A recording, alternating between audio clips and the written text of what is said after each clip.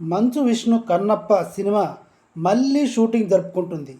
అంటే ఆల్రెడీ చేసిన parts remove చేసి మళ్ళీ రీషూట్ చేసుకుంటున్నారు.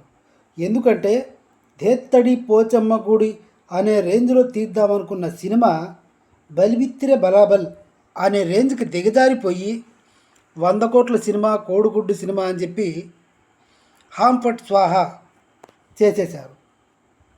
కనీసం తిప్పి కొడితే దాంట్లో 50 కోట్లు కూడా బడ్జెట్ ఉండేలా క్వాలిటీ లేకుండా తీశారు అని 10th క్లాస్ పిల్లాడు కూడా ఆ ట్రైలర్ చూస్తే చెప్పేలాగా ఉంది. ఇంతకీ విమర్శలు ఏంటి, ట్రోల్ అవుతున్న విషయాలు ఏంటి, ఏ పార్ట్స్ ఏ సీన్లు రీషూట్ చేస్తున్నారు, దాని గురించి ఈ వీడియో చూద్దాం. మీరు చూసుకుంటే ఒక పెద్ద అమెజాన్ ఫారెస్ట్లో ఒక ఫైట్ సీన్ జరుగుతుంటుంది. ఆర్టిస్టులు ముగ్గురే ఉంటారు, కానీ ట్రైలర్లో మనకి 10 మంది కనిపిస్తారు. ఆ ముగ్గురే ఆర్టిస్టులని కాపీ చేసి పేస్ట్ చేశారు.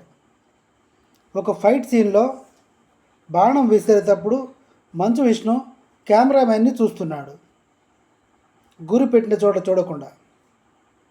ఇలాంటి టెక్నికల్ మిస్టేక్స్ అన్నీ కవర్ చేసుకునే ప్రయత్నంలో మంచు విష్ణు ఉన్నాడు.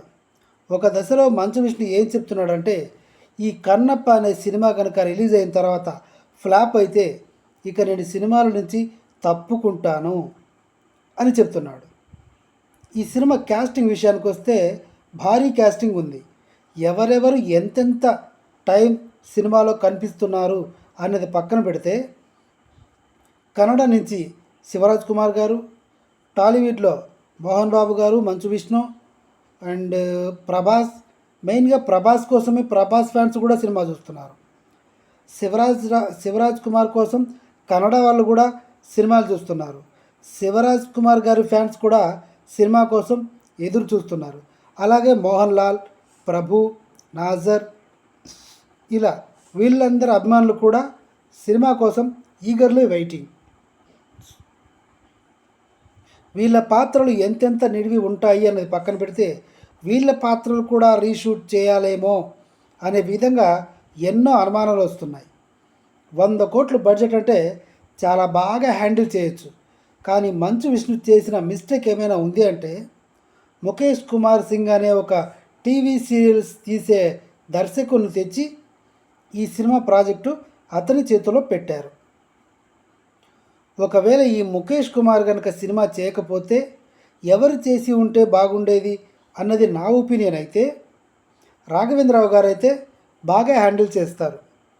అన్నమయ్య, మంజునాథ ఇలాంటి ఎన్నో సినిమాలు మంచి పట్టు ఉంది రాఘవేంద్రరావు గారికి.